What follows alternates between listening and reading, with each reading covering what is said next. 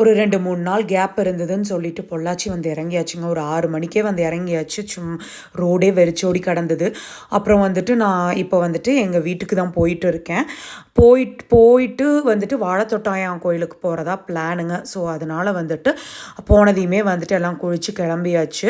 So வந்துட்டு எங்கள் மாமா வந்துருந்தாங்க வண்டி எடுக்கிறதுக்கு. ஸோ எங்கள் அப்பா, நான், எங்கள் அம்மா, ராசு தான் வந்துட்டு ட்ரைவ் பண்ணிகிட்ருக்காங்க. ஸோ வந்துட்டு ஆன் த வே டு எங்கள் அம்ச்சியூர்.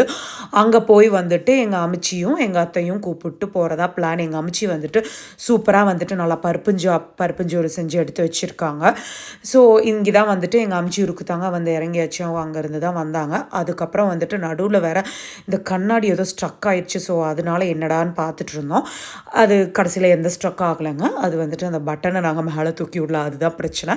இப்போ கிளம்பியாச்சுங்க வாழைத்தோட்டம் கோயிலுக்கு.